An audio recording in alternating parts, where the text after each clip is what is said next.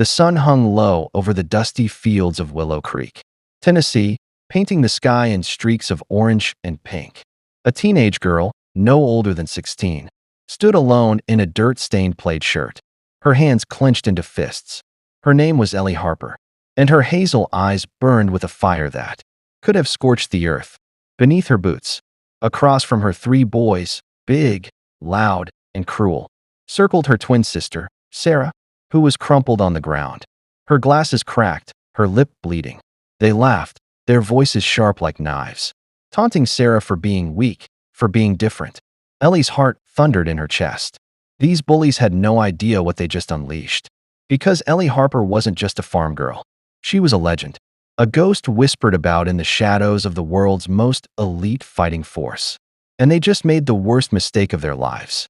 Hey, if you're new here, hit that subscribe button and join our storytelling family. You don't want to miss what happens next. This was no ordinary day in Willow Creek. The small town with its single gas station and weathered barns was the kind of place where everyone knew everyone else's business.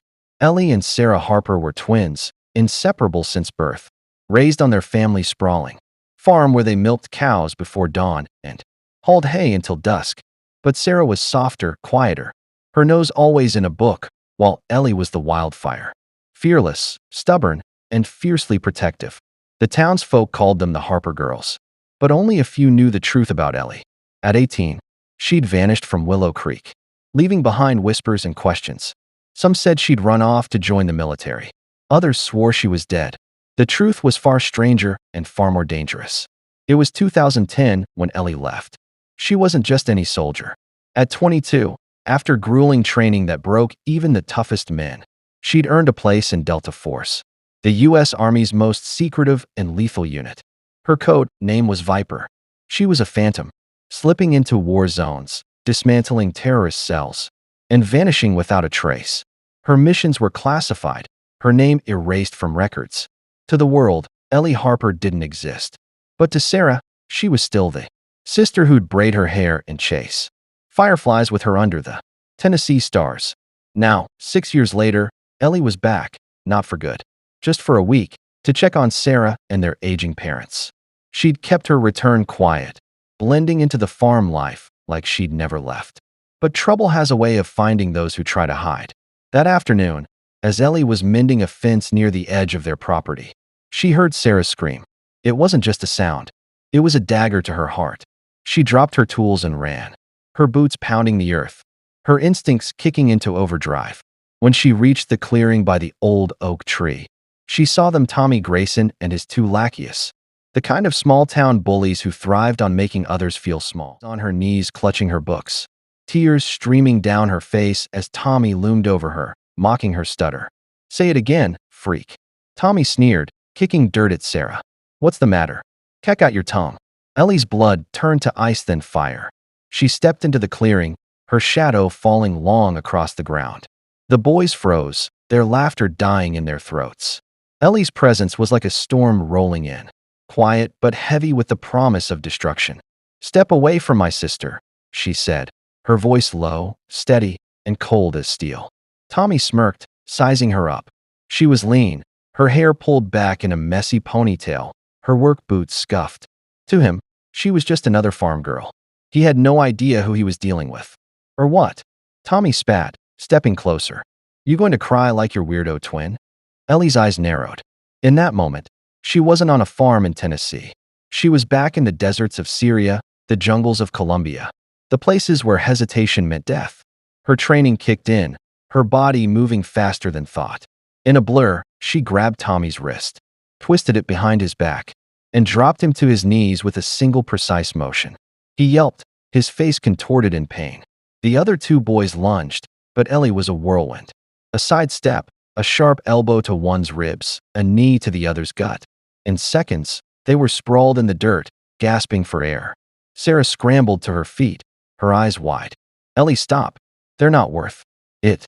But Ellie wasn't listening. She crouched in front of Tommy, her face inches from his. "You ever touch my sister again," she whispered, "and I'll bury you so deep they'll need a map to find you." Her words weren't a threat. They were a promise carved from years of facing men far more dangerous than him. Tommy's bravado crumbled. He nodded frantically, his eyes darting to his friends who were still groaning on the ground. Ellie stood helping Sarah to her feet, brushing the dirt off her sister's jacket. "Come on," she said softly. "Let's go home." But this wasn't the end. Tommy Grayson wasn't the type to let humiliation slide. He was the son of Sheriff Grayson, the most powerful man in Willow Creek. A man who ruled the town like his personal kingdom. By nightfall, word of the fight had spread, twisted into a story that painted Ellie as the aggressor, a crazy outsider who'd attacked 3 innocent boys. The sheriff's office was buzzing, and Tommy was spinning a tale of victimhood, his pride bruised, but his ego roaring for revenge. At the Harper farm, Ellie sat at the kitchen table, her hands wrapped around a mug of coffee. Sarah sat across from her, her glasses taped together, her face pale. Their parents, weathered by years of hard work, exchanged worried glances. "Ellie," her father said, his voice gruff, "you can't go picking fights with the sheriff's boy. This ain't the army. This is home." Ellie's jaw tightened. They hurt Sarah. "Dad, I wasn't going to stand there and watch." For her hand. "I'm okay, Ellie." "Really? You don't have to?" "Yes, I do." Ellie cut in, her voice fierce. "Nobody touches you. Nobody." The next morning, the sheriff's cruiser rolled up the Harper's gravel driveway, its lights flashing. Sheriff Grayson stepped out, his badge gleaming, his face hard as stone. Behind him, Tommy smirked, his arm in a sling for dramatic effect. The sheriff didn't bother with pleasantries. "Ellie Harper," he said, "you're under arrest for assault." The room seemed to shrink, the air thick with tension. Sarah gasped. Her mother clutched her father's arm. But Ellie didn't flinch. She stood, her movements calm, deliberate. "You sure you want to do this, Sheriff?" she asked, her voice carrying a weight that made the man pause. Just for a second. But Sheriff Grayson wasn't used to being questioned. He cuffed her, reading her rights as he led her to the cruiser. The town watched from their porches, whispers spreading like wildfire. The Harper girl was in trouble now. No one crossed the Graysons and walked away clean. At the station, Ellie sat in a holding cell, her back straight, her eyes fixed on the wall. She wasn't afraid. She'd faced worse interrogations in foreign prisons, firefights in the dead of night. This was nothing. But her mind wasn't on herself. It was on Sarah, on the fear in her sister's eyes, on the town that had turned its back on them. She knew Tommy wouldn't stop. Bullies never do. And Sheriff Grayson, he was just a bigger version of his son, hiding behind a badge. What Ellie didn't know was that Tommy had a plan. He'd heard the rumors about Ellie, the ones that said she was more than just a farm girl. He didn't believe them, but he was curious and vindictive. That night, he and his buddies broke into the Harper's barn, looking for anything to use against Ellie. They found her old duffel bag tucked in a corner, stuffed with gear she'd brought back from her last mission. A knife with a worn handle, a burner phone, a notebook filled with coded notes. Tommy's eyes gleamed. This was leverage. He didn't understand what he'd found, but he knew it was trouble. Meanwhile, Ellie's past was catching up. In a dimly lit office in Virginia, a man in a suit stared at a computer screen, his fingers tapping impatiently. Colonel James Rohr, Ellie's former handler in Delta Force, had just received a report Viper had surfaced in a small Tennessee town involved in a civilian altercation. Rohr cursed under his breath. Ellie was supposed to be off the grid, her identity buried. If the wrong people found out she was back, people she'd crossed in her missions, the consequences could be catastrophic. He picked up the phone. "Get me a team to Willow Creek." Now back in town, Ellie was released on bail, thanks to her parents mortgaging part of the farm. She returned home to find Sarah waiting, her face strewn with tears. "They're saying you're dangerous." "Ellie," Sarah whispered. "You're not who you say you are." Ellie knelt in front of her sister, her voice soft but firm. "I'm your sister. That's who I am. And I'm not going to let anyone hurt you. Not Tommy, not his dad, not anyone." But the danger was bigger than Willow Creek. Tommy, drunk on his own ego, had shown the duffel bag's contents to his cousin, a lowlife with ties to a militia group out in the hills. The cousin recognized the gear for what it was, military, high level. He made a call, and soon word reached a man named Victor Krall, a former arms dealer Ellie had taken down in Afghanistan. Krall had been rotting in a black site prison until he escaped 6 months ago, vowing revenge on the operative who'd ruined him. When he heard Viper was in Tennessee, he smiled. This was his chance. The next day, Willow Creek woke to chaos. A black SUV roared into town, carrying Crawl and his men.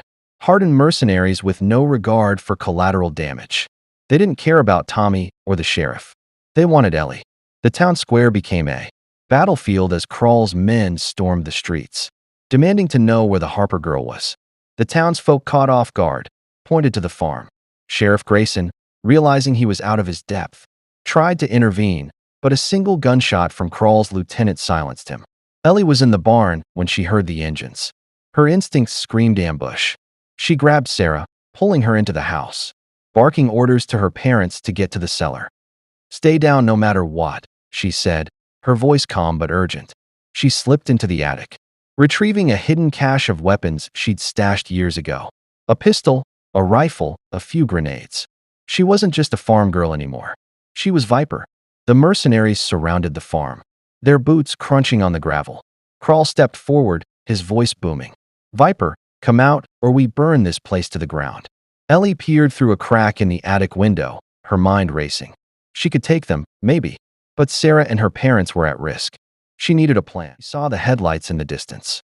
Rook's team moving fast. Delta Force didn't mess around. But they were still minutes away, and Crawler wasn't waiting. What followed was a masterclass in survival. Ellie moved like a shadow, using the farm's terrain to her advantage. She took out one mercenary with a silent knife throw, another with a chokehold in the dark. She rigged a tractor to explode, drawing Crawl's men into a trap. The farm became a war zone, fire and smoke rising into the night sky. Sarah, hiding in the cellar, clutched her mother's hand, whispering prayers. Crawl was no amateur. He'd faced Viper before and knew her tricks. He cornered her in the barn, his gun pressed to her temple. "You cost me everything," he growled. "Now you pay." Ellie's eyes flicked to the rafters where she'd rigged a rope earlier. "You talk too much," she said, and with a flick of her wrist, she triggered the trap. A beam swung down, knocking Crawl off balance. She dove for his gun, and in a brutal hand-to-hand fight, she took him down, her training overriding her fear. By the time Roar's team arrived, the farm was quiet. The mercenaries dead or captured. Crawl was cuffed, his dreams of revenge shattered. Ellie stood in the wreckage, blood on her knuckles, her breath heavy. Roar approached, his face grim. "You can't stay here, Viper. Not after this." Ellie looked at the farmhouse where Sarah stood in the doorway, her eyes filled with awe and fear. "I know," Ellie said, "but I had to protect her." The town of Willow Creek was never the same. The Graysons' power crumbled, Tommy's lies exposed. The townsfolk whispered about the Harper girl who'd saved them, though no one knew the full truth. Ellie disappeared again, leaving behind a letter for Sarah. "You're stronger than you know. Live your life. I'll always be watching." As the sun rose over the farm, Sarah stood alone, clutching the letter, her heart heavy but proud. Her sister was a legend, and she'd carry that with her always. "Hey, thanks for sticking with me through this wild ride. I hope Ellie and Sarah's story hit you as hard as it hit me. Now, I want to hear from you. Drop a comment and let me know from which part of the country are you watching this video. Let's see how far this story's reached.